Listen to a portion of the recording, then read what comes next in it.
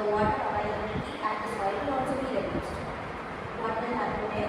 It will get shrinked off and the water will get evaporated off. So obviously the soil condition is not good, which is not suitable for irrigation purpose. Sorry, it is not suitable for your cultivation purpose. So what we have to do here in the sense, we have to irrigate them properly. In that scenario, the dam will come into existence. So that is why majorly we have built up a very big dam, and which will be helpful for us to store the water, and whenever it is necessary we can utilize them in a streamlined manner. So this is how we always build them, right? So even though we have built up a dam, if there is going to be any failure, what will happen? The entire cycle will get stuck. So here that is why we are training them to analyze the stability of that dam itself. So dam is a very massive structure. So what are the forces that will happen over there? Yes, very good. Friction, gravitational force. Okay.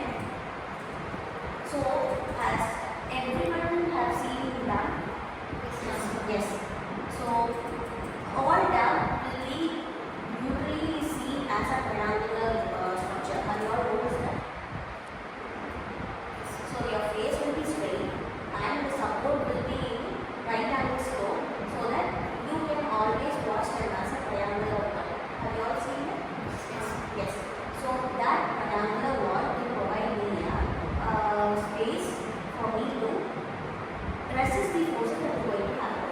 So the forces that is going to happen over there is, as you all said, that it is hydrostatic force, it is frictional force, it is gravitational force, and also centrifugal force. So every force is going to happen at the base, and the base is going to be abrupt simultaneously, because when the depth increases, the water's pressure will also get increased. So the base will be very equal as compared to the top of your top. So that is why at the top we will have thinner section, and at the bottom we will have an enlarged section. Have you all noticed that? Yes, even though we are not going to build a wall in a triangular manner, we are going to fill the embankment in slopey surface, which makes the base a very good cover. So this is why we always do.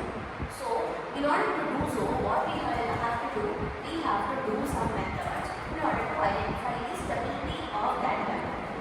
So how we can design the dam? We can use the software so that we can obviously add the loads that will happen over there, and we can design them. We can check for verification whether that the dam is going to be stable, and then we can build, because no structure is going to act upon barely over the field. So we have to have a prerequisite where we can design them in the software and compare them with the already available. So this is how we do. So have you all heard of AutoCAD, analysis, stat code? What we do there? We just apply the load, we design the structure, and then we'll apply the load. We'll identify the behavior of the structure, and then we'll keep it. Why we are doing so? We are doing so for to avoid the annual labor, cost, and yes, time consumption, and also we have to avoid the failure that is going to happen. So this is how we can justify that after doing several kinds of analysis, we can claim that that dam is going to be playing a very good role, and also what will happen? The structure will be stable. If that structure is stable, obviously our cycle is going to be proper, and the irrigation is going to be proper, and also the method which we have to follow for applying the irrigation to identify very good cultivations are also going to be followed. Am I right? So what we are seeing today then? Forces of dam. Yes, very good. How to test the stability of dam? Software.